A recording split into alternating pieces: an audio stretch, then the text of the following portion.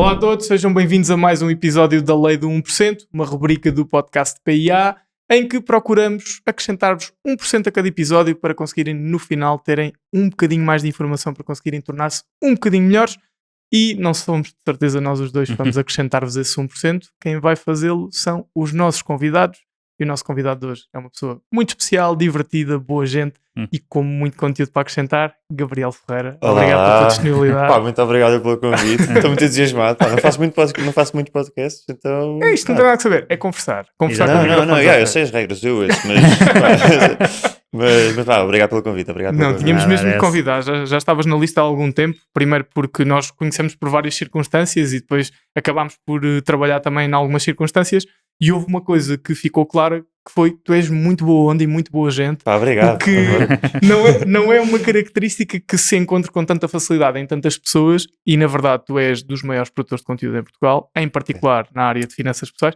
Tens 184 mil subscritores no YouTube, o que é brutal. É bom. É brutal. Espetacular. E eu, enquanto consumidor desse tipo de conteúdos, reconheço qualidade na informação, cuidado na parte estética e, acima de tudo, nota-se uma tranquilidade na forma como passas a informação. E é interessante, tens 27 anos, à data que estamos a gravar. Vou fazer 27. Vais fazer 27 ainda. Fui eu que vos induzia erro. Eu tinha Okay. dito para fazer 27. Quando é que fazes 27? Dia 1 de agosto. 1 de agosto. Estou quase. Estou quase a bem. ficar aí mais rugas. Olha, tem cuidado, que nós estamos aqui a chegar aos 30 e isto já está a ficar muito, mal. Já. Está a doer muito. Em termos de cabelo, por Eu isso já prepara. não vejo fotografias de há 2 anos, para não entrar em pressão. Mas muito obrigado pelos elogios. Tenho que me convidar mais vezes. Sem problema. Só para receber isto, Quando tiveres triste, eu venho ligas. cá, eu venho cá só para levar este lift. Sabes que eu estou a pensar em lançar um serviço de apresentações de podcast para quem estiver triste Yeah, e eu yeah, simulo yeah. uma apresentação de podcast por Eu telemóvel. sei, pá, hoje o dia me está a correr bem. Então, pá, 27, não, já posso ter 27. Não, 27, a fazer isto. Pá, Pá, mas tínhamos mesmo de te convidar. Tu tens um tipo de conteúdo que abrange muitas coisas e, acima de tudo, eu acho que a melhor forma de caracterizar o teu conteúdo público é tu produzes conteúdo útil para pessoas comuns se tornarem pessoas incomuns de um ponto de vista financeiro. Eu acho que isso é uma boa frase. É uma boa Que eu frase. vou usar nos copos. Tu estás muito bom. Realmente. Epá, estas drogas de manhã. Não, tínhamos mesmo que trazer cá, porque é um tipo de conteúdo que foge muito daquilo que nós fazemos no dia a dia. Nós trabalhamos essencialmente com leis e procuramos introduzir muito conteúdo no mercado à volta de leis, de imobiliário e otimização nesse aspecto. Mas aquilo que tu fazes numa ótica de finanças pessoais, nós de facto não trabalhamos. Acho que só consumimos informação. E dou-te os parabéns pelo conteúdo que fazes, porque é muito bom, muito organizado, muito tranquilo. E deixo um último elogio na ótica do consumidor, que é fácil consumir o teu conteúdo sem nos cansarmos. Embora exista um padrão de realização e um padrão de imagem e de informação, não te cansas do conteúdo, o que é muito bom sinal. É mesmo muito bom sinal. Obrigado, pá, estás que uma pessoa só recebe, pá, não recebe muitos feedbacks. Sim. Quer dizer, recebe, mas são, pá, pessoas que inevitavelmente já gostam um pouco mais de ti. Mas assim, pá, você também gosta de mim, afinal, mas obrigado. Sim, mas é isso bom. também é assustado. E vamos lá chegar, que é, em termos de YouTube, como é que se estuda, como é que se faz estas métricas, como é que se trabalha a retenção. Vamos lá chegar, mas pegando aqui... Não fazemos nada de propósito, no fundo. Não, depois quando exatamente, chegar- não é Exato, deixar exato. à sorte. Porque muitas vezes pensamos que é à sorte. À sorte é o nosso tipo de conteúdo que nós fazemos, publicamos Sim, e é um deixamos bocado à isso. sorte. É um bocado isso. Mas começando pelo início, tu a primeira vez que apareces, de forma mediática, foi através da magia. Foi a primeira vez, sem ser no canal do YouTube que eu tinha inicialmente com a magia, foi no programa lá da Got televisão do Got Talent. Há quanto tempo? Foi em 2017. Se bem que eu tentei concorrer logo à primeira edição. Não, a primeira edição que houve era o Portugal Tem Talento, mas isso já foi há bué de tempo. Mas enquanto Got Talent, eu entrei na terceira edição e eu tentei logo entrar na primeira, só que eu só fazia mesmo magia tipo há 6 meses. Ok, Era tipo um bebê. ok. Tinha pá, aí 15 anos. Mas sim, foi fazer magia. Já foi há 8 anos. Tinhas 19? 18, Não, 19? tinha 18 ainda, tinha 18. Aliás, tinha 18 quando estava no programa. Que eu faço em agosto. Então, o programa foi para aí, começou nisso, terminou para aí em junho. E o que é que te Portanto, levou a entrar na magia? Ou seja, qual é que foi o incentivo que na altura tiveste? Ok, vou começar aqui a fazer uns truques, vou começar aqui a fazer uns baralhos de cartas. O que é que foi? foi um verão com muito tempo livre. Ok. Imagina, eu gosto bem de aprender coisas. Tocar piano, sei tipo, fazer sons com a boca, tipo beatbox, não sei o quê, sei fazer ritmos, sei fazer bué de coisas porque eu, momentos livres, eu adorava pegar e aprender qualquer coisa. E nesse verão foi tipo a magia, aprendi no YouTube, coisas bué da simples, e depois começou a escola, eu passei para o 10º, portanto nessa altura, e eu no 10º ano, pá, fui fazer uns truques aos meus amigos, às minhas professoras, eles gostaram e eu, pá, para a semana trago mais. E depois foi uma crescente, depois comecei a fazer, havia na altura umas coisas que eram os mitos do Twitter, onde a malta se juntava toda e não sei o quê. Pá, eu era criança, para mim aquilo era uma cena épica. Claro. Comecei a fazer por aí, e pronto, e depois, logo nessa primeira metade do ano, no final do ano, logo foram as pré-audições do programa do Got Talent. Pré-audições, no fundo, há pessoas que não sabem, mas nós não vamos diretos para a televisão. Sim, claro. Primeiro há uma fase, são 10 mil pessoas, não vão passar 10 mil pessoas na TV, né? Há uma pré-seleção, há pessoas que já são chamadas porque a produção já sabe que eles são bons, e depois há um grupo de desconhecidos que vão tentar nessas pré-audições também ter um local. Então pronto, eu fui nessa primeira vez, mas eu não sabia fazer quase nada, ainda bem que não passei, é tipo, eu tinha um truque para a primeira fase e não tinha mais. Ainda bem que... E correu bem. O que é que vai trazer da próxima vez? Não sei, não vou ter que aprender. Ainda tinha que aprender. Nem imaginam, ninguém imagina. Mas eu fiquei bué triste, eu fiquei mesmo pá, ainda por cima eu tinha 15 na altura e as coisas batem mais forte, né? Batem mais forte.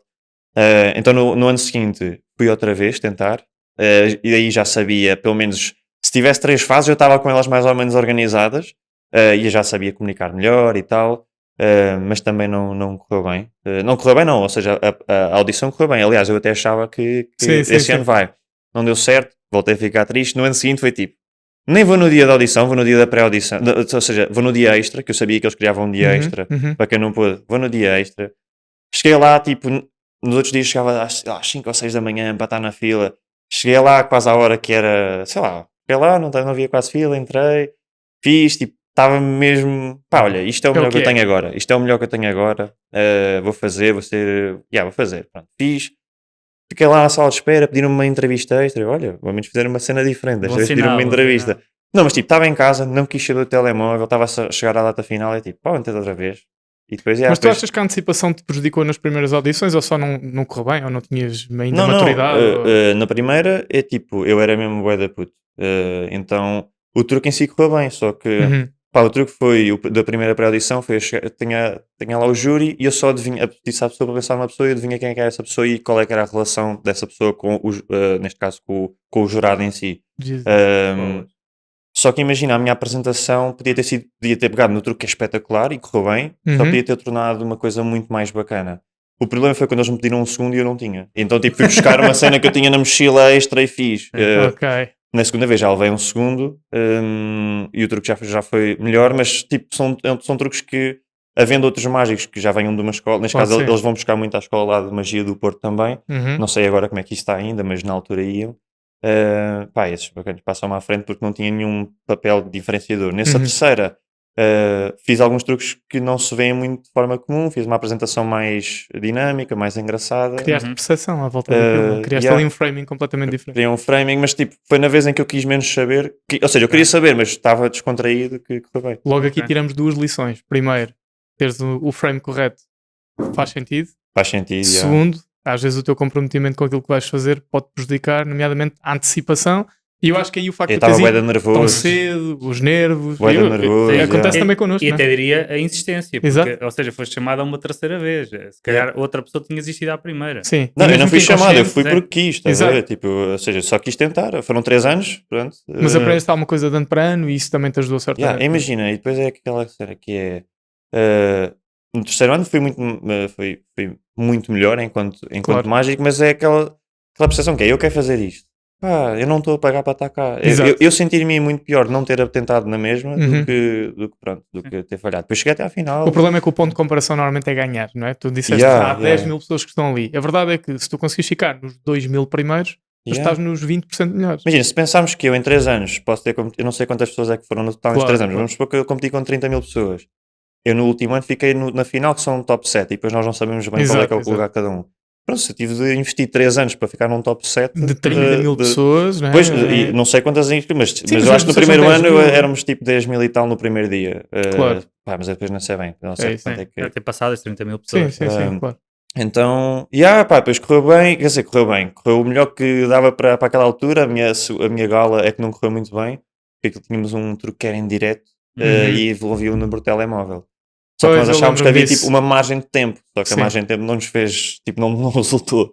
Não foi o teu truque que envolvia o número de telemóvel e que depois bloqueaste completo. Não foi E yeah, possível ligar. o telemóvel Não- desligou-se e tudo Exato, depois. exato. Ou seja, o telemóvel estava sempre a ligar, as pessoas até achavam que era a produção que estava a pôr o som do telemóvel para parecer que estava a correr bem. Sim. Portanto, o que estava a acontecer é que a pública em casa estava a ligar tanto para o telemóvel que não Sim, eu havia lembro rede para perfeitamente ligar disso. para o telemóvel. Sabes que isto ok. coincidiu com a altura em que eu vi o Got Talent. Portanto, eu lembro perfeitamente. Depois, os primeiros anos Eu não, havia, não me tinham recordava muita... bem se tinha sido o teu truque ou não, mas Yeah. lembro E disso. depois levei o botão dourado. Portanto, E tipo, o é tipo pior falhar ali- não... Exato, mas o ponto ali era o ponto alto do truque e de repente. não deu. Mas sabes o que é que eu acho que aconteceu ali? Deu realismo à coisa. O facto de ter falhado. Yeah, mas mais uma vez, tipo, eu lembro bem quando falhei, eu estava a sentir-me isto por dentro porque foi o dia em que eu tinha mais amigos meus a verem. Uhum, Então tivemos todo um trabalho para levar bué da malta, mais acima do que a produção estava a deixar levar. uhum. E eu só pensava nisso, sabe? Os meus amigos vieram, tipo, eu estou... Sim, porque da outra vez quando tu falhaste, naquelas 2 tentativas, ninguém viu. Ninguém viu, A era vergonha eu. ficou Não, contigo, pá, é? ficou e para os É. meus amigos que... Olha, isto foi o único ano em que eu não disse a ninguém. Porque os outros 2 anos disse e sofri bué por ter dito. Depois não passei. Esse ano, eu, por acaso, foi o único que eu não disse a ninguém. E depois passei. Mas, pá, é isso. Eu só me lembro de estar a pensar. Tipo, a culpa não foi... Sim. Porque as pessoas acham que aquilo é tu constróis e levas. Não, Uhum. o meu truque era muito diferente. Só que depois, para as limitações do programa, tens que adaptar e fazes um trabalho com a produção. Claro. Só que é tudo feito tão em cima do joelho que eu só no próprio dia é que fechei a minha atuação. Credo. Bolas. Porque, tipo, a minha atuação a minha ideia era muito melhor, só que não havia budget e essas Claro. cenas para a atuação no total. Então há coisas que nós falhamos, mas nós fazemos isto em equipa com a produção. E a Certo. produção sabe muito mais destas coisas do que eu. E a própria produção, eu estava a sentir bem culpado, eles disseram, não, nós é que temos de pedir desculpa. Só que a ideia que passa é que sou só eu. E eu estava lá e estava-me a pensar nisto, que é tipo, a culpa é minha, mas não é só minha. Neste Uhum. momento é tipo, não há bem uma pessoa para apontar o dedo, aconteceu, está Mas a a análise acontecer. no final foi desse peso todo? Vocês Não, sentiram- durante. Ok, tipo, mas no durante... final relaxaste, percebeste que não tinha sido nada demais, ou não? Epá, não, Porque então falhei eu- o truque na Não, indireta. repara. Sim, mas isso foi na final? Não, foi na gala, Não, foi na semifinal. Ok. E semifinal. porque eu recordo-me, eu vivia ali no centro de Leiria e recordo estar a ver isso em casa com a Eva e ainda vivíamos com o Tomás. E estávamos a ver, e eu lembro-me que a nossa percepção foi, não sei, tornou a coisa mais real. Yeah, é um yeah. bocado como um malabarista deixar cair qualquer coisa. Acho que torna a coisa mais natural. Não, acho, pelo Pá, menos imagina, a eu percepção sei que ele pública, veio, como ficámos, ele veio o não. botão dourado, foi do Herman, e a justificação, porque lá está, porque eu estava, falhámos, eu é que tenho que dar a cara, mas tipo, não há culpados. E a cena Exato. é, a pessoa vai ver isto, falhei um truque, acontece, tipo, eu não tenho como safar desta situação. Uhum. Então foi mesmo assumir isso, é tipo, olhem, Uhum. é o que é. E foi isso. E foi eu estou isso. a depois acho que, pronto, uma das cenas que ele deu do botão dourado, que ele disse, olha, não tenhas medo. Eu, pá, eu não tenho medo. Tipo, É o que é. é o que é. E pronto, e depois ele deu o botão dourado Ok. por essa... E por no essa- pós-programa, conseguiste aproveitar esta alavancagem toda que tiveste? Yeah, Continuaste com uma carreira de mágico? Portanto, depois eu já tinha um canal no YouTube que o meu sonho quando era mais... Eu tinha 2 sonhos. O primeiro era ser jurado de um programa de televisão de horário nobre, tipo Got Talent. Era E- ser apresentador e depois passou a ser jurado. Que ainda é possível. A sério? Ainda é possível, yeah. E continua a ser É. tipo uma cena. Imagina, eu sempre adorei, eu só queria ir ao Got Talent e na altura tipo, eu não tinha nada a ser para ir ao Got Talent. É. Sabia tocar piano, mas há pianistas muito melhor que eu, Sim. muito melhores que eu. E então, assim que eu descobri, pá, afinal agora já tenho uma cena para ir para o Got Talent, fiquei tipo, lindo. Espetacular. Pois é que eu fui logo aos 6 meses. A Exato. tua motivação não foi arranjar um palco para a minha magia. Foi a minha Não, magia eu ter que que- meter naquele palco. Eu queria ir para o Got Talent, tipo, era, Top. só que, pronto, depois eu lembro-me nessa altura que eu sempre quis ser então um jurado ou Uhum. apresentador. E o meu segundo sonho era ser youtuber. Portanto, estou num deles. Ok. Portanto, eu não como um trabalho, nunca achei que desse para ser o trabalho. Portanto, o trabalho seria o Got Talent, com o apresentador de televisão, que era o que eu queria fazer. Mas já depois o YouTube era uma Boa, hobby. Então boa, comecei a boa, fazer boa. vídeos meio de entretenimento, não era só magia, era também às vezes a falar para a câmara. E começaste o teu canal lá. Eu comecei o meu canal 6 há 10 anos? anos. 10 10 anos, yeah. Tipo, ou seja... E os vídeos ainda não, estão não foi... disponíveis? Desculpem, Lá atrás? não comecei o meu canal há 10 anos. Comecei a minha pegada... Não, o meu canal foi para há 10 anos. Não porque... Isto foi uma cena que eu me debati, que era bué estranho uma pessoa chegar a um canal de finanças e de repente um vídeo que é recomendado é a minha cara com menos de 3 anos a apanhar fakes. Tipo, Uhum. perfis fakes online. Tipo, Claro. se calhar não faz muito sentido. Mas sim, tipo, o meu canal desde então já mais que duplicou, Uhum. tipo, ou seja, há muita gente ainda conseguimos pegar do público antigo e neste momento já não sinto muitas diferenças. Mas sim, eu fazia vídeos de entretenimento, magia, o Got Talent, respondendo à pergunta, levou-me muito mais malta, portanto, imagina, eu não me lembro quantos seguidores ao set eu tinha na altura que fui para o Got Talent, mas devia ter aí, sei lá, uns 2, 3 mil no YouTube, qualquer coisa assim no género. Mesmo no programa depois acabei com 10 mil. E tive alguns vídeos meus que começaram a bater, tipo, pontualmente aqui e ali. Depois comecei a fazer espetáculos também, nesse ano fiz vários ainda, foi aí que eu comprei as minhas primeiras coisas, o meu primeiro computador, tipo, melhorar a câmera e tal. E trabalho também com o Luís Matos, portanto foi o primeiro ano em que consegui trabalhar com ele uma semaninha. Ele ligou-me, estavas a contar a história, mas eu acho que é engraçado saber que eu estava a voltar da faculdade. Pronto, o Luís Matos, para quem não sabe, é tipo dos maiores mágicos, não o maior mágico que nós temos. Não, é o maior mágico que nós temos. É referência. É referência. Sem dúvida que é referência. Não, é sem dúvida, sem dúvida. E lá fora então, tipo, se nós já o consideramos uma referência, então lá fora ele é muito maior do que... A sério? Ele lá enche estádios. Cá enche tipo ali. Talvez por falta de cultura para este tipo de espetáculo. É isso também, mas tipo...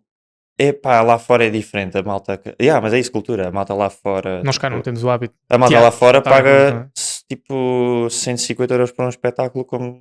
Olha, uma terça-feira à tarde, vamos um bom espetáculo. E é compreensível, não é? Sim, também o poder de compra é diferente. É Portugal e Espanha que nós temos... Eu acho que é Espanha também, mas pronto, Portugal nós temos os bilhetes mais baratos que existem nesses níveis porque as pessoas não vão de outra forma. Se calhar é por isso... Se calhar é exatamente o inverso. Se fosse mais caro ia mais gente. Não necessariamente. Não, tínhamos que mudar primeiro o aspecto cultural de forma que fosse hábito e fosse prática ir e fosse valorizado. Os concertos do exterior está a começar a acontecer isso. Desde não sei se Coldplay ou isso tal assim, mas começaram a pôr aí na marca dos 80 euros. Exatamente. 70 euros e a seguir tudo que veio desse nível. Sim. E nós temos concertos a escutar em Portugal com pessoas estrangeiras. Mas cá é mesmo cultural. Tiveste agora a questão dos museus a estarem abertos ao domingo. Boa parte das pessoas. Também é só domingo. Sim. É cultural. Pronto, e já nem sei o que é que... Estavas aqui a fazer esta jornada de, pós Got Talent, começas a trabalhar na magia. Na altura estavas a estudar, o que é que tu estudaste? Eu digo sempre, eu para simplificar, digo sempre que estudei em gestão, mas eu não estudei tipo, em gestão, só que o meu curso era tão novo que 80% das minhas cadeiras eram só gestão. Eram tipo iguais aos outros de gestão, mas eu estudei tipo gestão comercial. Ou seja, neste caso é a gestão mais ligada a lojas, produto, logística, distribuição. Portanto, mas pronto, era o que eu estava a dizer, como o curso em si não estava mega elaborado neste lado, havia muito poucas cadeiras nesse sentido. Só que eu nem queria ir para lá. Eu queria ir para a comunicação, porque eu queria ser apresentador de televisão. Pois era a pergunta que eu te ia fazer. Como é que ligas o teu sonho à gestão comercial? Então basicamente foi, eu queria ir para a comunicação, só que o meu melhor exame era o de matemática e o meu português não estava suficientemente bom para ser utilizado. Compreensivelmente, que é tipo, português, é tipo, eu gosto de falar, não, mas hoje percebo a importância que é e nós... Gosto de falar, mas o Camões e o Essa vão ter que esperar. Em português nós nunca falamos. Eu em português fiz para aí uma apresentação de um livro. Mas olha, eu amava fazer apresentações, tipo, e eu lembro bem que eu estava no 10º ano e foi aí que eu comecei. Eu era uma pessoa até mais tímida, depois fui deixando de ser em alguns pontos. Eu lembro bem de estar no 10º ano e era momento da apresentação, doutora, eu vou já, deixa-me já. E depois, até lembro que temos uma que era Físico-Química com 2 turmas e eu estava a apresentar cenas sobre metais e imagina, eu sou uma pessoa assim engraçadita, estás a ver? Então, a mandar super piadas, a malta a rir, a minha setora a rir, é tipo, esta é a minha vibe. Então, desde que sejam apresentações, e realmente nas apresentações tive excelentes notas, mas depois a escrever, ao contrário de hoje que tenho mesmo muita atenção com a escrita, aprendi muito sobre escrita e tudo mais na altura. Eu não vou ler os livros, eu vou comprar uns resumos. Agora leio tipo 2 ou 3 livros por mês. Na altura é tipo, comprei-me os resumos e pronto. Então queria ir para lá, não consegui ir para lá, então tentei procurar o curso que tinha as 3 cadeiras que faziam, no fundo, consegui utilizar essas 3 cadeiras para fazer ponto. Isso tem um nome, agora não me está a vir à cabeça. Pronto. Para poder fazer transferência. O que acontece é que, como era um politécnico para onde eu queria ir, que era em Lisboa, a Escola Superior de Comunicação Social, acho que é isto, eu tinha que ir para um politécnico, que era para ser politécnico com politécnico. Escola Superior de Comunicação e Ciências. Não, era, acho que era isso. É assim, pronto, Escola Superior, acho que é de Comunicação Social. Neste momento está alguém, neste não, mas quando ouvirem vão estar assim. Alguém a julgar. Alguém a julgar. Para não estar a dizer bem. Desculpem lá, mas realmente era para essa que eu queria ir. Escola Superior de Comunicação. Era para essa que eu queria ir, ok? Pronto, e havia este, eu pus várias hipóteses. Porque nas primeiras 2 fases só pus esses cursos que eu queria. Ok. Ao contrário do que se faz, assim, não, Sim. vai dar de certeza, não deu. Então na terceira fase pus todos os cursos que tinham cadeiras em comum e este foi o último. Ok. Ou seja, eu já tinha um plano todo à frente, ok, vou fazer um gap year, vou fazer isto. Porque eu era bom aluno, só que eu só queria aquilo, então meio que me ia prejudicando, e ainda bem que depois na terceira fase tomei esta decisão de, nem tenho a ser mais lento, entrei em gestão e adorei. Tipo, adorei. E eu tipo, claro que não vou sair daqui agora, depois fiz amigos e tal, adaptei-me à rotina, e foi aí que começou este gosto desta área de gestão, de dinheiro, Uhum. foi aí que começou. Eu entrei acho que foi no ano, não sei se entrei em 17 ou o que foi, mas foi então em 2018 que eu comecei a pegar, excetuando esta situação da faculdade, foi aí que eu comecei a pegar nos livros, nos investimentos e tal. Então foi em 2018 que depois começou este meu interesse mais autodidático, porque na faculdade é meio obrigação às vezes, embora não seja, na faculdade não é uma obrigação, estamos lá porque queremos. Mas a situação de estudar, estou a estudar porque tenho exame no dia 17, então este gosto de estou em casa e apetece-me ler começou em 2018, e depois em 2019 nesse livro li para aí tipo, eu antes sabia este número, mas foi para aí 37 ou 38 livros no ano, e eu assim sobre dinheiro, sobre economia, sobre desde livros críticas em algum ponto, ao Zero to One. Eu era. Não te querendo entalar, porque eu sou horrível a decorar livros, tens um top 5 que possas sugerir? Ou seja, olha, o meu top 5 dessa altura era o que me fez começar a interessar mesmo por finanças a sério, foi o do Total Money Makeover, do Dave Ramsey, que é tipo. Quem ouve os meus conteúdos sabe que há muita coisa que eu tirei desse livro, embora ajustada à realidade portuguesa, que isso Deixa-me só dar comum. trabalho aqui à equipa. Sim. Os links ou os nomes dos livros vão ficar na descrição deste vídeo, ok? Ou vão aparecendo os prints também. Exato. Portanto, Ruben, depois quando estiveres aqui a tratar disto, mete aí. Mas isso também é uma crítica que eu também sinto na pele, porque nós trabalhamos muito com imobiliário. Aliás, já fui a um evento na América só sobre imobiliário, e muito o que se vê lá não se consegue aplicar cá em Portugal. São duas realidades completamente diferentes. Nesse livro, por exemplo, Total Money Makeover, eu na altura li e não tinha qualquer tipo de crítica, porque eu, em 2018, foi literalmente o meu início. E eu lembro-me, aí uns tempos depois, aliás, no meu YouTube já comecei com esta formulação de ideias, é tipo, e é um erro bué comum de alguns colegas nossos, eles ensinam as regras que cá não existem. E a questão base, e se pegarmos só num tópico, quem é que precisa de ter 12 meses de fundo de emergência em Portugal? Quem é que precisa de ter tipo 20 mil euros para emergências em Portugal? Não sei quem. Então tens aqui o teu fundo de emergência, é a segurança social em 99% dos casos. Sim, não, é bom termos um dinheiro de lado e um dinheiro que nós estejamos confortáveis, que se fomos despedidos e se o fundo de desemprego não for suficiente, se não conseguirmos, ou se alguma coisa a variar que nós precisamos mesmo, por exemplo, um carro, uma doença é muito bom termos esse bolo.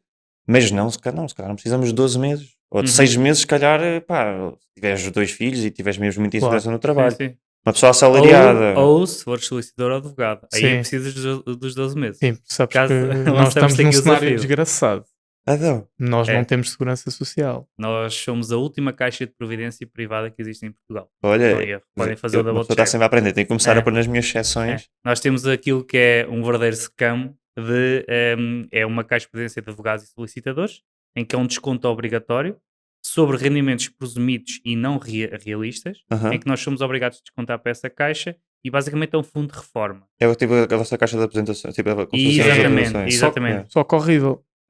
Na perspectiva e é obrigatório. Obrigatória sobre rendimentos presumíveis e não reais. O que é que isto acontece? Tu faturares zero, tens de descontar, ajuda-me, 288,65 288 euros. Acho tu que faturares 4 milhões de euros, tens de descontar 288 euros. O que é que isto faz? O triângulo que nós conhecemos, não é? Em que a base contributiva está a descontar para a parte de cima, neste momento é viável. Numa perspectiva há 20 a 25 anos, é a própria SPAS, a Caixa de Previdência, a admitir que não tem viabilidade. Mas esse não é o principal problema, não querendo entrar nessa discussão. O principal problema é que, enquanto na Segurança Social tu tens imensa proteção na parentalidade, na doença, nós tivemos Covid, tivemos em isolamento profilático, ninguém nos pagou absolutamente nada. És pai, eu não tenho estes valores presentes, mas se fores pai, recebes um apoio, creio eu, 800 euros para aí ou 900, mas tens que pagar nesse mês os 288. Portanto, E atenção que esta caixa, apesar de tudo, tem-se transformado bastante e tem feito um esforço para conseguir ir ao encontro de uma parte mais social, mas nunca vai conseguir. É Imagina, isso impossível. parece literalmente um scam. Exato. Porque é obrigatório, estás É a ver? obrigatório. E É obrigatório. funcionava, só que tu chegaste aqui a um ponto em que, principalmente para a malta jovem, também é verdade que isto é por escalões, só estás a pagar os 288 ao fim de 5 anos de carreira, só que às vezes 5 anos de carreira é quando a malta está a pensar em abrir escritórios, Pois, ou é quando- arriscar. Uhum. Imagina, já tens as rendas como elas estão, o custo de vida como ele está, as deslocações como elas Qual é estão. que foi o objetivo da criação desse tipo de fundo? Já Lá existindo está, este... tens que perceber a história. Eu Exato. adoro, eu adoro ler sobre história, porque se nós percebemos o que é que se passou lá atrás, faz sentido tudo agora o que estamos a fazer.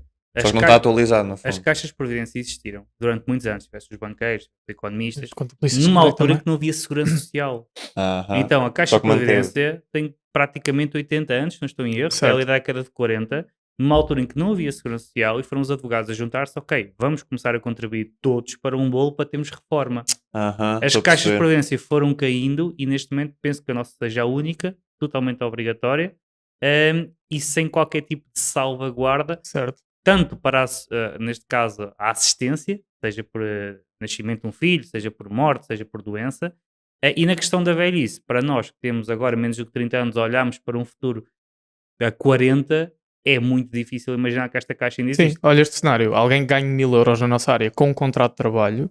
Se tirares os 11% de TSU, ficas com 890. Se tirares 288 para pagar a SPAS e as cotas, ficas com 610. 600 Isso é 600 uma euros. maluqueira. É ridículo, mas é Olha, verdade. mas é por isso, é por estas razões que eu gosto muito. Eu não gosto muito de. Eu agora até disse a cena do fundo de emergência como Sim, uma coisa, exemplo, claro. um exemplo, e foi um exemplo tipo, olha, é isto, mas eu por acaso é uma cena que eu gosto muito, é tipo, não há regras únicas. E esse é o outro problema da nossa área, que nós fazemos, as finanças pessoais, são, Uhum. cada um sabe sim, mas as regras são sempre as mesmas que se Uhum. ensina. É o 50, 30, 20, é o fundo de emergência 3, é tipo, onde é que está aqui a minha parte pessoal? Sim, sim. Exato. Então uma coisa que eu acabo por tentar ser muito autocrítico é nisto, que é, e daí eu tentar sempre manter as linhas, que é, pronto, isto para a maioria das pessoas pode fazer sentido, senão, por exemplo, o meu 50, 30, 20, que para quem não sabe é uma forma de gerir o dinheiro, eu recebo 1000 euros, 50% vai para, pronto, é isso, 50, 30, 20, 50 vai para as necessidades, 30% vai para os desejos e 20% vai para os investimentos, é tipo... E continuas a aplicar isso?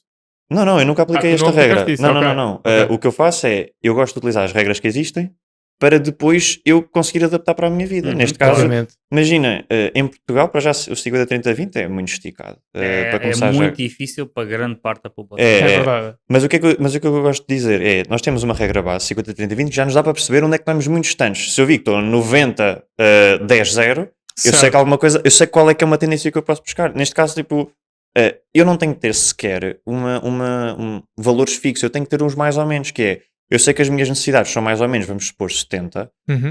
e imagina que eu só gasto 10% em desejos, porque a minha vida é assim, eu vou me esforçar para gastar 20 ou 30 em desejos, não, Claro. tenho os 10 ou, sei lá, eu tenho aqui esta margem de 100 euros por mês que eu posso gastar em desejos, ou até poupar para as férias ou assim, Uhum. ou 200 euros ou o que seja, Uhum. e o resto invisto, eu não tenho que ter uma porcentagem fixa. Agora, é bom ter uma regra base para eu perceber onde é que eu estou mesmo mal. Sim. E se eu vi que estou com 90 nas necessidades, se calhar vou ter que trabalhar para aumentar este bolo e para melhorar. Certo. Agora, se para a minha vida o bom for 70, 70, 10, 20, está bem, está tudo bem. Olha, duas notas super importantes que eu agora estava a ouvir, estava a pensar. Primeiro, por circunstâncias da vida, imagina que os teus pais te dão uma casa. A Yeah. tua parte dos 50 vai Exato. reduzir muito. Muito. Ué, verdade. O que é que yeah. faria sentido? Os 50, 30, 20 ou se calhar 20, 30 e o Ou resto imagina, tudo ou na imagina parte que dos fazes um ótimo investimentos? negócio. Até Depende. podes não ter Exatamente. essa sorte dos teus pais te darem uma casa, mas Uhum. imagina que fazes um ótimo negócio por alguma razão e até tens um bom salário e consegues comprar uma boa casa, mas por um valor muito reduzido, tipo 40% abaixo do valor de mercado por alguma razão. Tu tens a obrigação de gerir as tuas finanças, não é agora vou aumentar os meus gastos porque os meus 50 são muito baixos. Ainda Ou tenho seja, margem. ainda tenho margem e vou aplicar essa margem nos meus gastos pessoais. É. É um bocado isso. E é um assusta excelente muitas exemplo. pessoas, as regras que se ensinam, isso assusta muita gente, que é tipo, está tão longe de mim que nem vale a pena começar. Exato. E não entendemos que se eu estou no 90, 10, se eu no próximo mês estiver num 88 e depois Boa. 85 Estás a e depois... progredir. É do tipo, o que importa é que temos uma regra base, podemos Uhum. utilizá-la para termos uma percepção do que é o ótimo, Uhum. mas o ótimo na minha vida pode parar quando eu estiver nos 70 ou nos 72.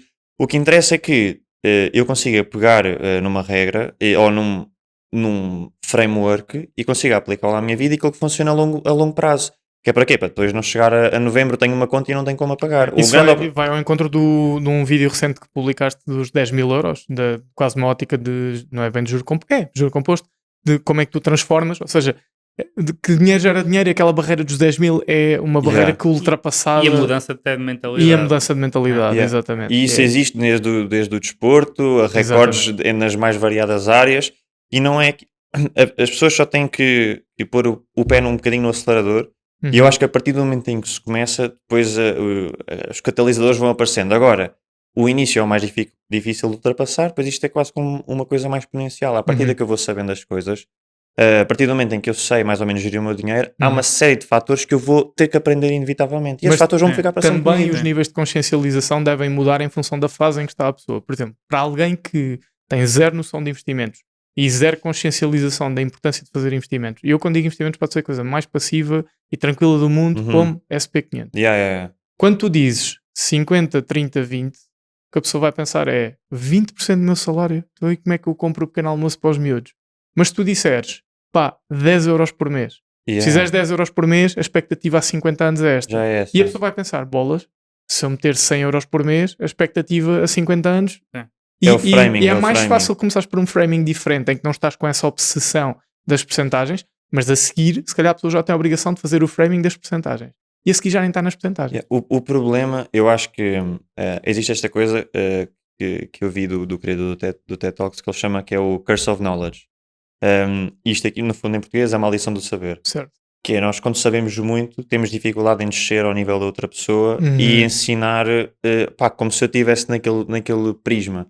E é muito difícil alguém que está a querer começar e a querer aprender e a querer evoluir as suas finanças, no dia em que começa a querer ver, tenho que investir, tenho que gerir, tenho que receber mais dinheiro, é tudo ao mesmo tempo. E às vezes ajudava a compreender. Só que, por exemplo, no YouTube é impossível. Nós temos que fazer um vídeo sobre o tópico. Às vezes já damos um fio, mas é normal a pessoa até ficar perdida inicialmente por onde é que eu começo, mas realmente para já não se tem de começar tudo ao mesmo tempo. Pode-se melhorar uma área aqui, uma área aqui. E depois há aquela coisa, a partir do momento em que a pessoa ouve a palavra investimento e percebe o custo de oportunidade que está a perder, meio que prefere desperdiçar toda a base e não construir a base e começar logo nos investimentos. Imagina, eu fui assim, eu comecei. A primeira coisa que eu fiz assim que li o livro do Dave Ramsey foi comprar uma ação da Pepsi na altura, que já não a tenho, mas na altura foi para começar. Mas realmente, se eu tivesse começado de início, tinha sido muito mais fácil. Mas também na altura não havia quase ninguém, quando eu, em 2018, onde eu consegui isso. Olha, vou aqui aprender sobre investimentos cá em Portugal. Não havia assim, nem sei se o Gustavo ou o Arcola que já fazia vídeos na altura, ou assim, mas se fosse era tipo ele ou eu, mais alguém. Então é tipo, dá para começar um bocadinho de cada vez, melhorar um bocadinho de cada vez. Não existem regras universais, embora sejam boas para nós percebermos e tirarmos cenários ótimos e tudo mais. Agora é com a noção que as regras não foram inventadas cá. Certo. Sim. E mais do que isso, há uma grande confusão para quem é iniciante quando chega ao mercado, é que tem ali imobiliário, tem criptomoedas, depois tem ações. Dentro das ações é um mundo. Tem a questão dos dividendos, depois tem a questão de, por exemplo, de ETFs. Os ETFs acumulativos e os distributivos. Ou seja, acaba por ser tão confuso. É uma nova linguagem. E depois tens o peer pressure, não é? Por exemplo, a cripto, eu acho que o boom da cripto, para o que correu bem e para o que correu mal, foi um misto de duas coisas. Scams e peer pressure. Há imensa malta que investiu em cripto pela pressão dos pares. Nem sequer foi, eu vou enriquecer. Eu tenho que investir em cripto porque toda a gente está a investir em cripto. Eu não posso quase ninguém num estado inicial de investimento deve sequer pegar nesses investimentos. Aliás, esses investimentos já é sabido que é dinheiro que estamos a tentar alavancá-lo muito acima de qualquer outro tipo de investimento, mas pode correr mal. Eu invisto muito em cripto. Depende, não é? Eu invisto muito em cripto, mas eu não diria quase a ninguém para fazer o que eu faço. Claro. Eu faço porque eu tenho montes de coisas na minha vida que são estáveis. Eu sei que amanhã o investimento vai abaixo e tenho dinheiro para voltar ou a pôr ou para fazer outras coisas minhas, e eu em 30 ou 40 investimentos diferentes que já fiz, se calhar metade correram mal. E se calhar dá-te gosto. Essa adrenalina, a informação... Claro que dá gosto. Há pessoas, sei lá, sim, temos um exemplo. É um risco controlado. Exatamente, é um risco, mas não eu não estou a pôr os 1000 euros risco que tenho extra da minha poupança numa cripto que alguém falou na internet e pronto. Mas vamos esquecer até a questão do risco. Tu até podias dizer, mesmo que o risco seja descontrolado, eu gosto desta adrenalina. Estás no teu direito, sabes o que é que vais perder, está tudo bem. Há pessoas que simplesmente não gostam. Há não, pessoas que não claro. gostam de entrar na aplicação e ter que ver valores e gráficos, não sei. Eu também gosto da evolução do mercado, mas acho que tem a ver com a nossa profissão. Mas há Eu tenho um imensas grande amigo pessoas, meu não é? que tipo, tem. A pergunta que ele faz sempre é: se eu puser aqui, eu posso ficar com 0? Exato. Se a resposta for sim, é tipo, nem sequer vou ver. E está tudo bem. Agora, às vezes, essas pessoas só pensar que às vezes, olha, tens 1000, podes ficar com 900. Sim.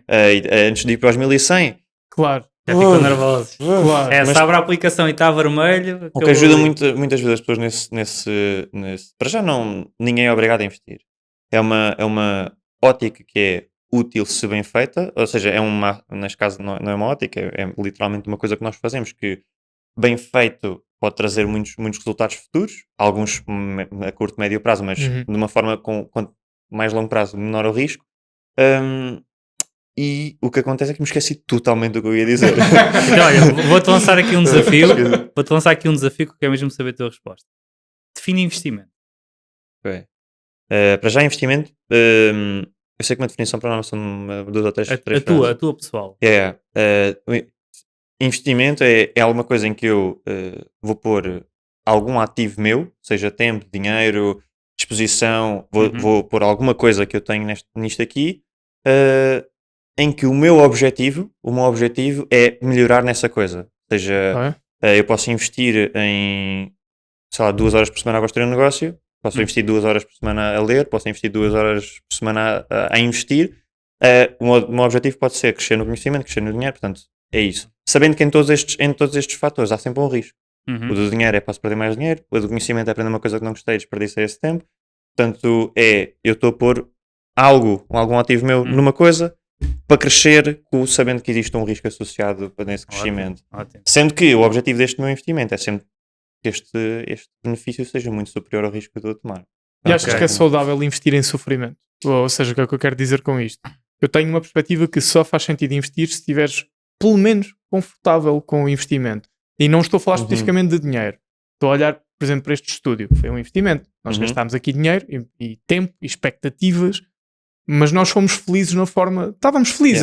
Havia motivação para fazer isto. Tenho uma ótica Não sobre é? isso. Imagina que nós dizíamos assim, se isto não correr bem, vai ser uma dor brutal, porque gastámos imenso dinheiro, não gosto de nada de montar estas coisas, odeio decoração, ou seja, se estivéssemos em sofrimento a fazer um investimento, fazia sentido independentemente do retorno que desse a isso? Ok, tenho duas visões.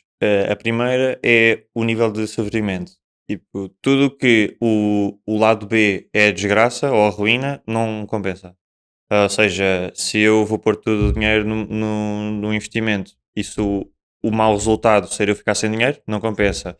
Eu vou construir este estúdio e eu construo este estúdio ou construo outro negócio e é tipo, aquele é muito mais certo e se eu falhar com este, perto todo o negócio. Ou seja, se for nesse nível, nunca investir, seja em que área for. Não fazer all-ins, por assim Não dizer. fazer all-ins. Por outro lado, é muito difícil começar a investir no que seja pelas primeiras vezes e não ter um sofrimento no sentido em que seja expectativa, medo, receio. Ok, boa. Eu acho que é muito difícil nessa fase iniciante em que estamos a pegar pelas coisas pela primeira vez, começar sem isso. Porque eu antes por acaso também dizia muito, pelas experiências que tinha, que é tipo, eu comecei a investir nos cenários eu comecei no trading, ou seja, eu comecei a perder dinheiro total, portanto eu faço exatamente aquilo que as pessoas vão sofrer mais a fazer se começarem. Todas as minhas aprendizagens custaram muito dinheiro. Por outro lado, é isso, eu estava a gostar do processo mesmo, eu não gostava de perder dinheiro. Nem que fosse pela adrenalina, se calhar aliviava o teu A sofrimento. mim era aquilo que eu queria chegar, o meu objetivo final era ou seja, o objetivo e o processo, fora essas partes de sofrimento, eram muito maiores do que a dor momentânea, que é tipo, eu quando perdi a primeira vez aprendi uma coisa que eu percebi, se não repetir, não volto a perder. E a verdade por exemplo, nessa zona do trading, eu tive 3 meses a lucrar como gente grande ao início, quando perdi tudo de uma vez. Depois assim, ok, já sei, eu percebi mais ou menos o que é que fiz aqui, mais ou menos porque não sabia bem, percebi o que é que errei aqui, então pelo menos vou tentar pegar o melhor daqui, tirar o melhor daqui e depois foi 1 ano ou 2 até construir uma estratégia que ainda hoje melhoramos e ainda hoje fazemos internamente na empresa. O que eu quero dizer é, se eu tiver a fazer uma coisa pelo dinheiro em que não gosto nada, mas é o que é, se calhar não vale a pena estar a sofrer nesse sentido. A mesma coisa nos investimentos, eu não vou eu vou estar a investir em cripto, não sei o que é cripto, e isso vai-me estar a fazer tirar o sono todas as noites. Claro. E isso é uma métrica muito importante para mim, que é o sono. Uhum. Que é, eu não estou a falar ao início, quando estamos a aprender, mas assim que passamos esta fase em que nós já sabemos que já percebemos mais ou menos no que é que nos estamos a meter, porque se não soubermos, então se calhar não é bom dar aquele primeiro passo, mas também há primeiros passos que são importantes dar para se continuar esse período de evolução, mas assim, o dormir à noite é muito importante. Eu tenho percebido isso cada vez mais anos passam para mim, é tipo...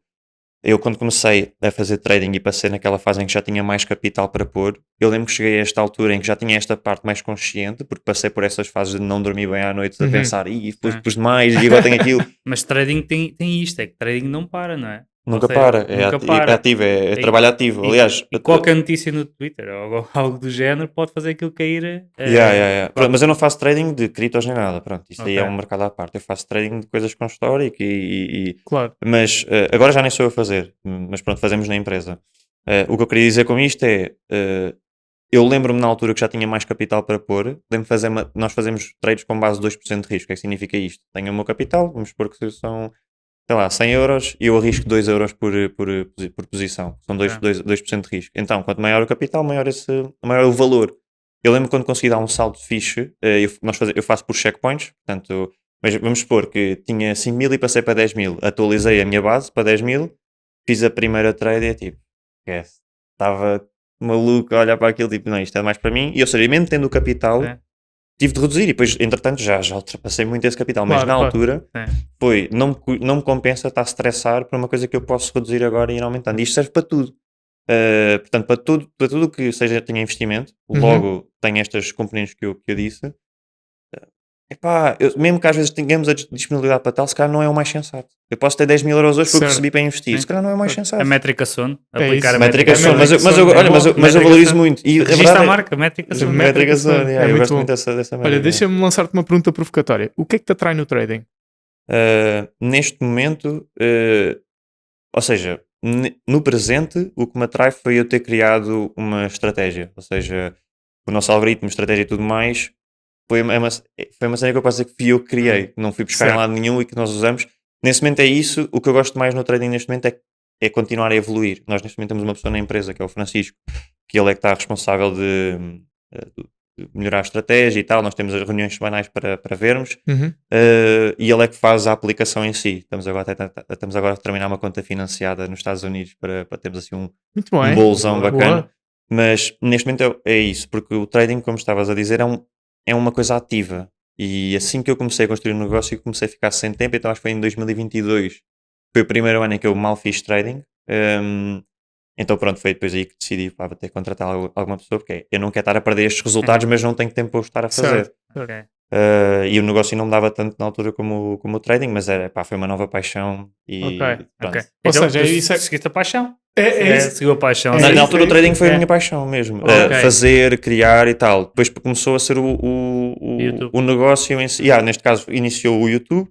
Portanto o YouTube começou a ser o meu prime. YouTube e traz pessoas também. YouTube não é? sim, mas na altura era tipo, eu adorava fazer vídeos, eu quis voltar com esse hobby que eu tinha parado durante uns tempos. E o trading, pronto, depois passei continuo a gostar muito de desenvolver a estratégia, mas mais na parte interna. Pronto. E o feedback é importante para ti? O feedback em que De quem consome o teu conteúdo?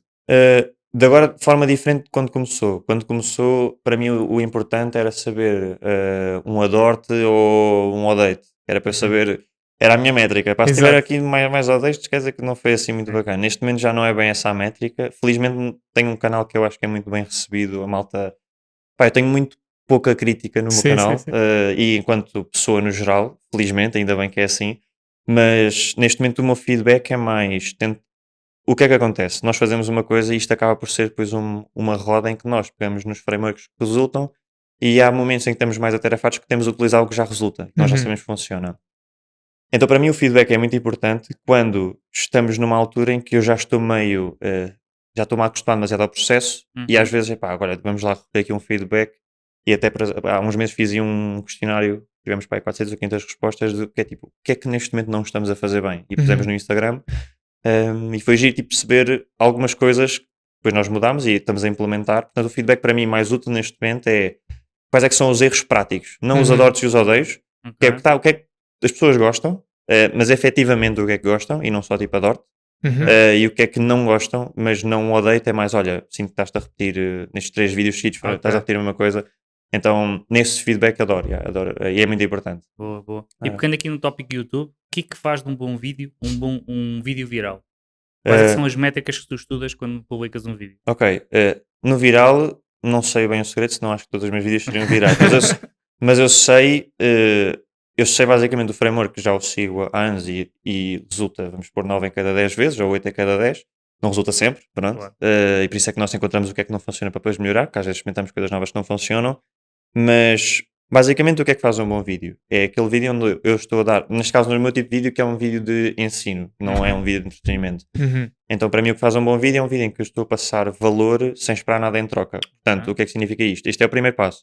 Que é, eu estou a fazer isto, eu vou-te dar 100% do que eu tenho capacidade para te dar neste vídeo, e mesmo que nós tenhamos sponsors ou assim, isso eu não quero, tipo, claro que gostava que as pessoas, se tiverem interesse mesmo nos sponsors, participem, que é para nós continuarmos com essas relações, mas o que eu quero é que tu aprendas o que está no vídeo. Portanto, o maximum goal é, se isto não for suficiente para tu aprenderes o tópico, então falhamos.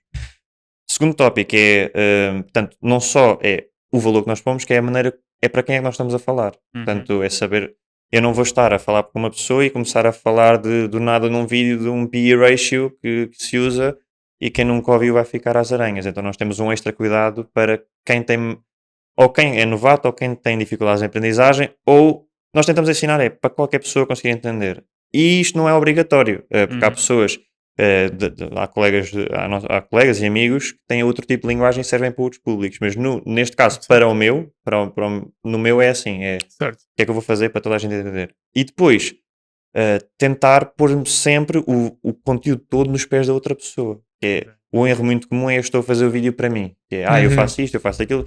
É que é até interessante as pessoas saberem a nossa história. Neste vídeo dos 10 mil até comecei mesmo com uma história minha, mas Certo. o que é que eu posso contar meu que ajude o outro lado? Neste caso, tipo, o que eu sei melhor é a minha história, então deixa-me pegar num tópico. Parte do vídeo é ensinar o que é que aconteceu comigo nessa história, que eu acho que é interessante quando as pessoas gostam de mim, e depois a parte prática que é, funciona para toda a gente, assim, assim e assim. Portanto, é tipo, o viral, eu não sei bem, eu acho que é, o que é que funciona num bom vídeo, mesmo que não seja 100% viral. Se a pessoa não vir a capa do teu vídeo, se a pessoa olhar para a capa do teu vídeo e não clicar, nem o título, o vídeo pode ser excelente, não vais ter views. Então nós perdemos muito tempo na parte do design da capa, o que é que resultou, nos top vídeos, quais é que são os elementos que estão na capa, ou seja, nós perdemos ainda um bom tempo nessa parte. Check, está feito, queremos 3 versões dessa ideia, mandamos designer, o designer faz. Título, criamos sempre entre 5 a 10 versões do título, vemos qual é que é tipo a que soa mais, que nos parece Mais melhor impactante. e a mais impactante, e sem ser no fundo sem ser clickbait, portanto o que está lá, mesmo que às vezes possa puxar mais ao edge, tem que ser verdade, que se a pessoa entra, chega ao vídeo e depois não é sobre isso, vai sair. E no YouTube isso já não funciona. Temos retenção, então tem que bater certo. Se o título não resultar, temos sempre a hipótese de tentar mudar dias mais tarde. Pronto, esses são os dois fatores importantíssimos. Depois o gancho, que é naqueles primeiros, as pessoas em 30 segundos, os nossos ganchos até costumam ser bué da grandes, nós temos às vezes ganchos de 1 minuto.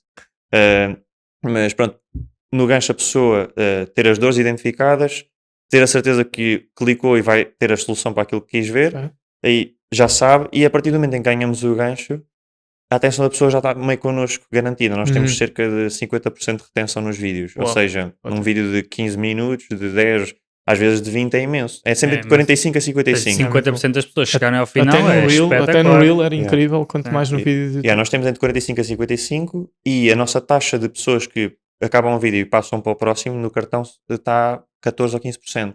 Portanto, muito bom. O objetivo depois é tentar criar este ciclo em que mesmo que o vídeo não corra bem agora, nós vamos ter este vídeo ensino sobre ações, mas se tu quiseres aprender sobre sobre investimentos, quiseres aprender sobre ações especificamente, clica neste. Olha, mas tu não gostas de ações, é muito complicado, tens estes ETFs. Então nós tentamos criar essas teias que mesmo que o nosso vídeo que continua a ter, imagina, umas 500 views por dia, foi publicado há 2 ou 3 anos já. 2 anos. Boa. É tipo malta que está neste loop, e eu tenho muitos comentários, e até uma coisa que eu às vezes agora até comecei a tirar print para depois até juntar num vídeo mais tarde que faça sentido, que se queira falar sobre YouTube especificamente. Eu tenho muitos comentários onde a mensagem é tipo, comecei um vídeo teu e estou o dia há horas a consumir o conteúdo. Isso Nós é tentamos bom, criar sim. essa linha, mas pronto, realmente o conteúdo, aqueles 10 ou 15 minutos, tem que dar valor. Depois nós utilizamos pequenos truques de retenção que se utilizam em todo lado, só que nós estudamos, eu estudei, agora ainda eu, espero que depois sejamos nós a estudar esta parte também, mas eu estudei muito storytelling e li muitos livros sobre storytelling, um deles foi esse da TED Talks, que é sobre comunicação e tal. Desculpa, deixa-me só recordar que não acabaste o top 5 Sim. dos livros, portanto a seguir, Ah, a seguir yeah. voltas a este. Já vai o 2, já A seguir está. voltas a Epá, este. sabem que Qual é eu- que é este livro?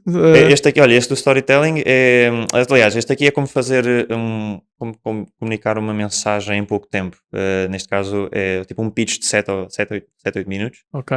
que é o da TED Talks, acho que se chama mesmo TED Talks, mas há vários, eu acho que eles têm vários, mas foi escrito pelo criador mesmo da TED Talks, que agora não me está a vir o nome à Nós cabeça. deixamos aqui. É isso, nós vamos procurar e deixamos na Yeah, descrição do esse, vídeo. não o li todo de uma vez, mas pá, é fixe para Sim, quem sim, sim, criar sim, assim conteúdo mais curto.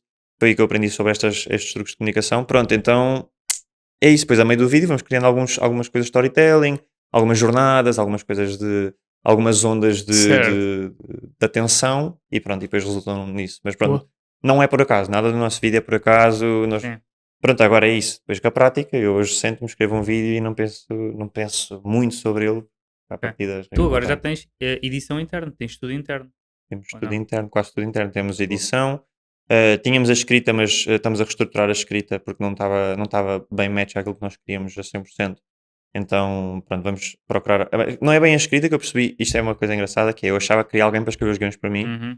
Eu não quero bem isso, que eu adoro. A minha mensagem é a minha mensagem. Uhum. Eu se calhar gostava de alguém para fazer research para mim e estrutura para mim. Ok. Portanto, é uma coisa que nós vamos querer. Temos o design, se bem que o design agora não está interno, está subcontratado. A gestão agora de redes sociais vamos começar também está interna.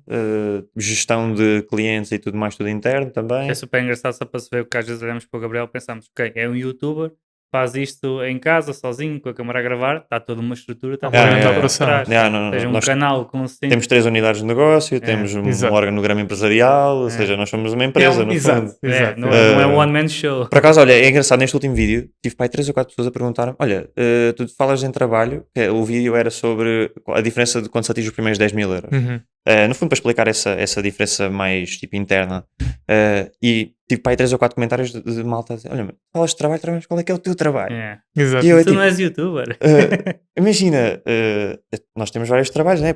Nós temos a parte da publicidade e marketing, no fundo nos YouTubes, depois temos a parte da formação, mas a malta não acha que aquilo também é um trabalho. Sim, tu ainda tens a componente de infoprodução, que não Temos chegámos a infoprodução, falar, yeah. que é o ponto onde vamos a seguir a concluirmos a lista dos 5 livros, porque É. já estamos aqui também a entrar na reta final da nossa conversa, Uhum. e que a infoprodução passa muito despercebida, mas é um trabalho quase a tempo inteiro. Yeah, é Ocupa muito trabalhoso, mesmo muito, yeah. muito espaço. Pronto, ok, vamos despachar a lista Vamos dos aos livros, Ok, vamos então aos vá.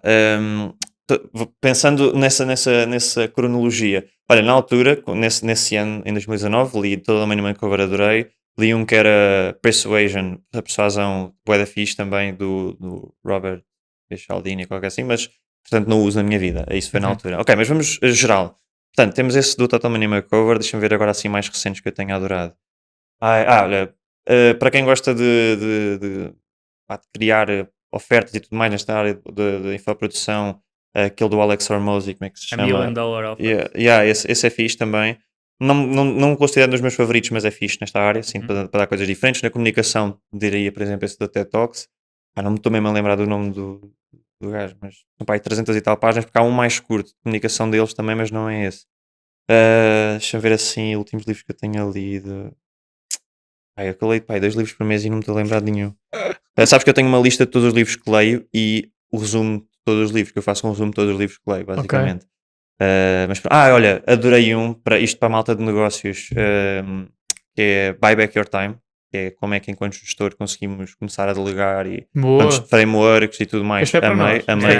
Imagina, Já está encomendado. dos últimos tempos, esse acho que é o meu top 1, dos últimos agora, mas se eu lesse há 2 anos não queria nada saber Não faria disso. sentido. Não, zero. Aliás, eu estou agora a reler um livro que li na altura que não tirei nada de lá, que é o Creativity Inc., ou Criatividade, que é do co-criador, do cofundador da Pixar. Eu na altura li aquilo de gestão de criatividade e tal. Eu gostei da história da Pixar e parei aí na página 100. É. Agora estou a ler e é tipo, está a gostar bué. Sim, porque há livros que podem não fazer sentido para o momento em que tu estás. Como se calhar agora tu fazes ler um livro sobre o início de como investir em ações que estás a fazer trading. Ou seja, não se coloca a pessoa naquele determinado momento, mas se calhar numa jornada anterior, numa jornada no futuro, pode fazer sentido. 100%, 200%. Eu tenho livros que eu estou a ler agora que comprei há 3 anos. Na altura estava em desconto e assim, pá, não quero isto ler agora, mas se calhar vai fazer sentido. O que é que eu li também? Olha, pá, imagina, às vezes eu gosto de livros e depois não me identifico bem, ou já tenho, por exemplo, eu já não me identifico com o livro da Million Dollar Weekend. Não pelo ter $1 million, mas no sentido em que eles te dão um framework para criar negócios. E isso está na mesma linha do $100 Startup. Epá, eu digo bem em inglês porque às vezes encomendo os livros em inglês ou assim, mas não sei como é que é oficialmente em português, mas há muitos desses em português. Pronto, $1 Million Weekend, $100 Startup, o 0 to 1, portanto 0 a 1. Estes livros são mais ou menos na mesma onda, que na altura faziam sentido, agora já não fazem tanto porque já ultrapassei. Eu posso confessar aqui, eu comecei a ler do 0 a 1 milhão, parei a meio. Não consegui. Repetia-se muito. Não, e é tipo, já passámos isso. Sim. Ou seja, não estou a falar da marca do valor, porque isso, no fundo, os sistemas são os mesmos, só mudam a escala. A nossa vida muda. Eu dou por mim a apreciar anúncios de cremes para as dores nas costas. Pois. É o que é. É o que é. Um gajo não olhava, não é? E agora... Mas é verdade, a nossa fase muda, eu percebo perfeitamente o que estás a dizer. Por exemplo, eu estou agora a concluir a biografia do Steve Jobs e foi um livro que há 2 anos eu comecei a ler e não consegui... Não sei, não consegui prolongar. Eu acho que tinha a ver com a fase em que nós estávamos. Há 2 anos éramos muito mais empresários, quase full operacional. Então o nosso foco estava em trabalhar e fazer acontecer de um ponto de vista operacional. E agora, como já estamos mais numa vertente de gestão, ou cada vez mais gestão, ou a tentar, faz-nos mais sentido se calhar ver o que é que fizeram outros fundadores e CEOs e gestores e o que é que eles fizeram de bem e de mal. E a biografia do Steve Jobs diz muito mal do Steve Jobs. Temos que fazer o Buyback Your Time. É isso. E portanto, o Buyback Your Time não fazia sentido nenhum para nós há 2 anos. Não, imagina, é grande livro. Exato. Para quem não para uma pessoa como eu, só comecei a estruturar a empresa como uma empresa mais este ano, pá, fez-me bué de sentido. Claro. Um livro que eu amei, que não tem nada a ver com isto, mas que mudou muito a minha vida, foi o Hábitos Atómicos. Tipo, brutal. Imagina, não foi um livro que li. Foi um livro que apliquei e que hoje, imagina, eu tinha mais ou menos 5, 6 horas de ecrã, por exemplo, no final do ano passado. Agora a minha média de telemóvel está para aí nas 3 horas e meia e tal. Ou seja, e foram com cenas práticas do livro e cenas que eu apliquei. Foi assim que eu retomei a leitura desta forma. Eu li o Hábitos Atómicos um bocado sem querer. Tive muito tempo sem ler. Li o Hábitos Atómicos, não me perguntes porquê. Não sei se tinha lá em casa e comecei a ler. E retomei a leitura assim. E muitos pequenos hábitos retomei-os e abandonei-os assim. É mesmo um livro espetacular. Muitas pessoas consideram a leitura uma seca porque não sabem o que é que gostam também de aprender. É verdade. Se não gostares de aprender nada, a partir de não vais gostar de livros de aprendizagem, podes gostar de ficção e tudo mais, que também é super interessante. Mas eu às vezes leio um livro que já não é um tópico que eu adoro, que já me custa mais. E não é por eu gostar de ler que não me vai deixar de gostar. Exato. Eu tinha-vos de uma lista excelente se eu conseguisse acelerar a minha lista. Eu posso dar-vos aqui uma sugestão de leitura que para mim fez a diferença. Nós estávamos a trabalhar 12 horas por dia, ou seja, quando chegávamos a casa, ler sobre negócios podia ser uma competente muito pesada. Então parece que o cérebro quase queria desligar, queria passar para outro nível. Então eu comecei a ler livros em português, ou ficção, ou freelas, ou o que fosse, e sentia-me cá dentro um ignorante completo porque estava a perder tempo, não ia aprender nada com aquilo. Então como é que eu consigo juntar aqui as duas vertentes de, ok, vou ler uma coisa que não é negócios, que é mais leve, mas ao mesmo tempo estou a melhorar. Comecei a comprar livros em inglês. Ficção, de freelas, de histórias genéricas. Porquê? Porque eu sentia que estava a ler uma coisa leve, mas ao mesmo tempo estava a melhorar o meu inglês. E melhora mesmo. E melhora mesmo, é uma loucura. É verdade. Ou seja, consegui ali juntar o melhor dos mundos, que é, ok, estou a trabalhar o meu inglês, mas ao mesmo tempo o meu cérebro está a descansar porque não estamos a falar sobre negócios, estamos a falar sobre gestão. Acaba por juntar ali os Sim, às vezes uma pessoa não está... Às vezes deito-me e não estou com a cabeça para ler algo muito pesado. E eu lembro bem, mas quando somos mais... Eu sei que para a malta mais velha eu sou mais novo, mas eu quando tinha, sei lá, quando estava na faculdade eu era mais novo do que agora. Então, é engraçado como nós somos mais extremistas. Por exemplo, eu lembro na altura que era, se eu não estiver a ler um livro que eu esteja a aprender, estou a perder tempo. Era isso que eu achava. Exato. Então, às vezes queria ler uma história, só posso ler uma história se tiver uma mensagem por trás. Tipo, alguma crítica, alguma cena. Então eu comprava tipo livros de história com alguma ficção, mas que tinham alguma crítica por trás, alguma mensagem por trás. Pronto, hoje em dia Foi para isso que eu me virei para as biografias. Agora fiquei a ler Olha, do Obama. memoirs- Porquê? Porque é história, Bué da fixe. mas também é gestão. Sabes uma cena que eu então- gosto bué das biografias? Eu, por exemplo, na faculdade fazia muito em casa ali ao livro físico e na faculdade, o caminho todo para a ok. faculdade audiobook. Uma cena que eu amei, e foi assim que eu comecei a ler novamente, foi quando eu queria o livro do Kevin Hart, porque eu amo o Kevin Hart. E já amava antes, pronto, eu adoro o Kevin Hart. E ele tinha o livro dele. E eu, pá, queria encomendar na FNAC, era bué da caro, porque não havia cá em Portugal e na altura mandar vir era muito mais caro. Então no Audible, na cena do audiobook, tinha um livro gratuito. Então comprei, ouvi, tipo, para já tirei bué das notas, tenho tipo uma coisa toda bué da linda dele e depois é ele a falar, é ele a contar a sua própria história. E no Audible são quase sempre os próprios a contar. Boa. Acho que a da Michelle Obama também é ela, o do. Os atores, por norma, são sempre eles. E o do Kevin Hart, ri-me tanto. É. Tipo, eu estava no metro e estava-me a rir e tal. Epá, e é bué da fixe. Às vezes, uma pessoa que mesmo que não goste de ler e Sim. queira tipo, ouvir a história da pessoa e aprender mais, que veja-se, se perceber inglês, veja-se no Audible, é o próprio a falar, que é muito fixe uma ter a experiência. própria Boa dica, pessoa a boa explicar. dica. Por acaso Não, nunca ouvi. não fazia Ah, ideia. Nunca ouvi. Boa Nunca dica. ouvi o próprio. Sim. Eu já ouvi para aí uns 6 ou 7 memoirs, portanto, eles a lerem o seu livro. Ok. Epá, é bué fixe. O Kevin Hart está a falar. Ele não está a ler, ele está a falar. Exato, boa. Porque são eles que escrevem com a sua voz, não é? Pá, muito Gabriel, fixe, entrando aqui agora no último tópico aqui da nossa conversa, da nossa lei do 1%, infoprodução, que é uma coisa que nós até temos aqui em comum. Uhum. Trabalhamos em áreas que depois acabamos por conciliar com a produção de conteúdo, com o conteúdo mais de formação nessa Uhum. própria área. Fazes infoprodução de trading. Portanto, tens um Yeah. curso direcionado para trading. Neste caso, o que nós temos é uma forma. O que é que acontece? Existem muitas áreas que são complicadas de ensinar e olha, aprende por ti, é muito complicado. E nós tínhamos esta estratégia, nós tínhamos algumas formações mais privadas com 10, 15 pessoas e decidimos aí, olha, porque é que não vamos tentar uma turma maior em que vamos restringir, porque nós temos que conseguir dar atenção às pessoas todas. E é uma coisa que, pá, se nós estivéssemos a tentar esmiuçar pelo dinheiro, fazíamos a toda a hora, mas fazemos 1 ou 2 vezes por ano, porque é uma coisa que são 3 meses intensivos, nós estamos a acompanhar as pessoas basicamente do processo todo.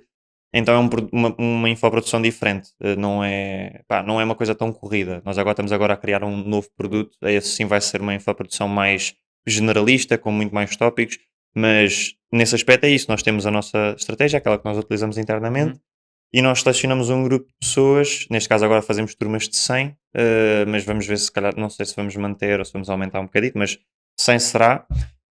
E pronto, por exemplo, este ano se calhar só vamos abrir uma turma, no ano passado abrimos 2, em que durante 3 meses nós acompanhamos as pessoas, por exemplo, se quiseres não sei quantas, sei lá, reuniões privadas tens, como é uma coisa muito específica e muito complicada, Uhum. Ok. não é complicada quando já se sabe, mas é complicado entrar e perceber as coisas inicialmente. Então é isso, nós temos esses 3 meses onde a pessoa entra, a pessoa não pode dizer, olha, queria entrar agora em abril, não existe. Uhum. É tipo, naquela altura, se fores um dos 100 consegues, perfeito.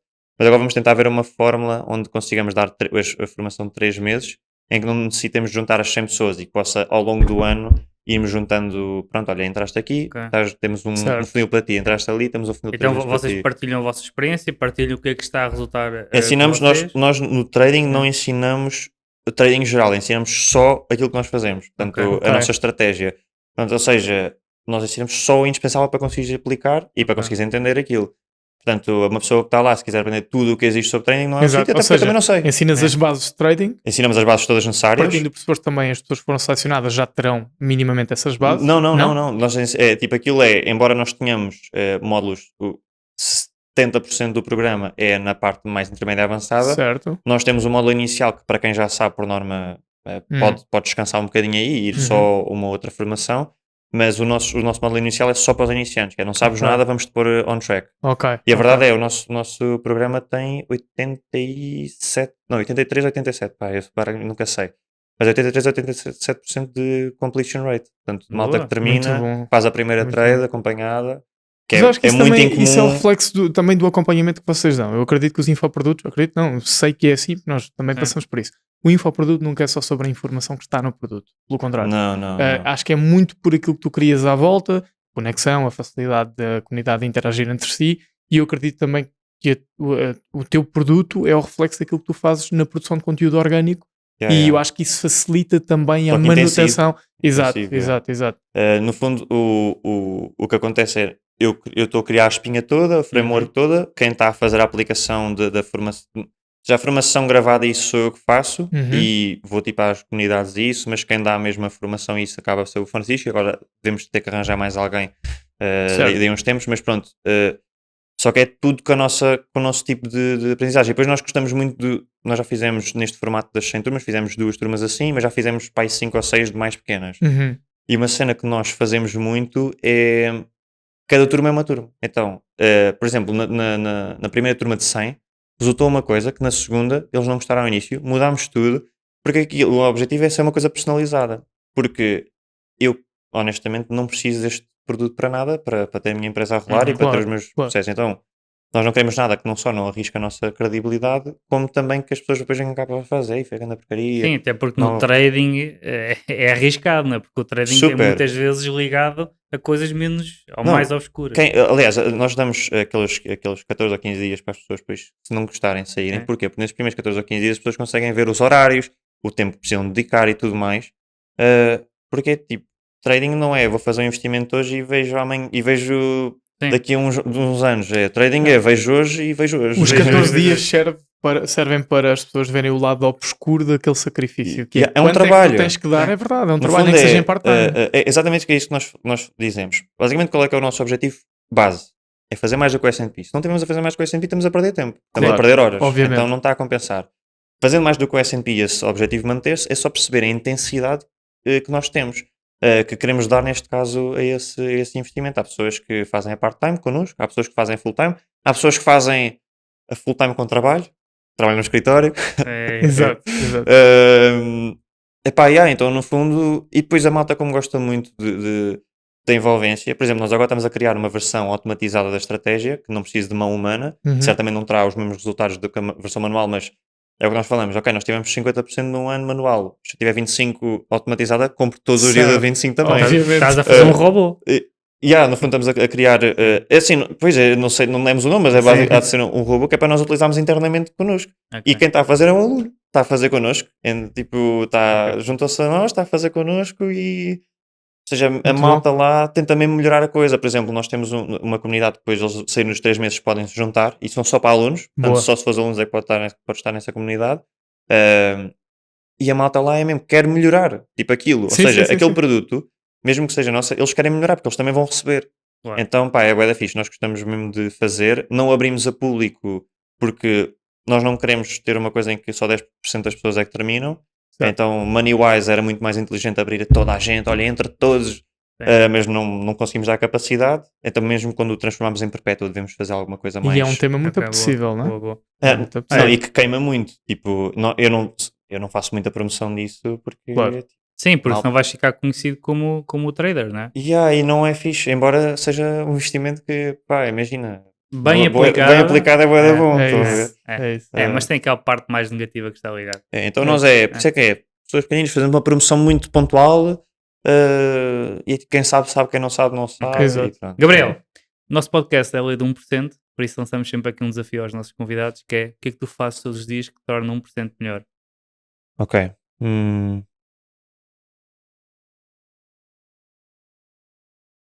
Não queria dar uma resposta clichê.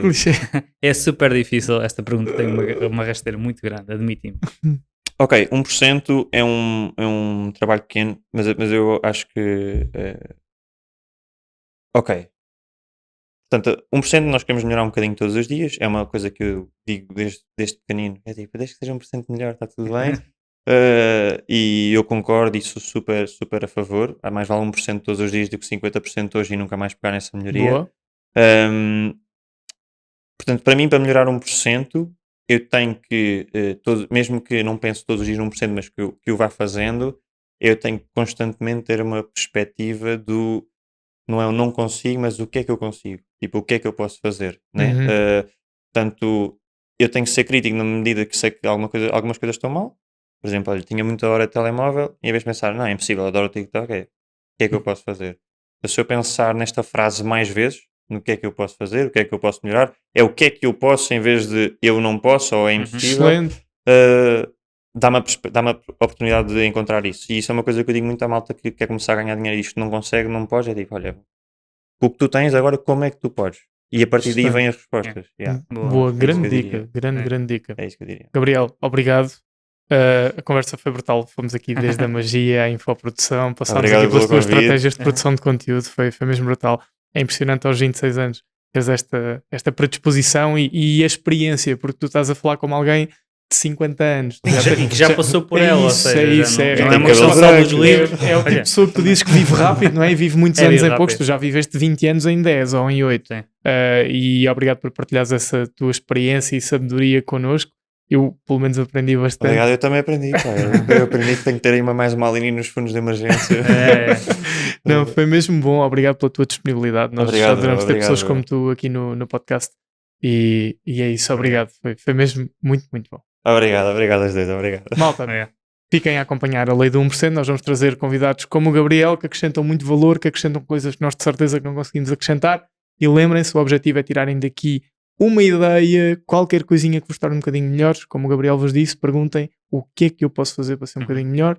Por isso, no final deste vídeo, vão pensar durante 5 minutos o que é que eu posso fazer para ser 1% melhor. Malta, obrigado por Exatamente. estarem Muito obrigado connosco. a todos. Até ao Boa próximo continuação. episódio. Tchau, tchau. Fiquem bem.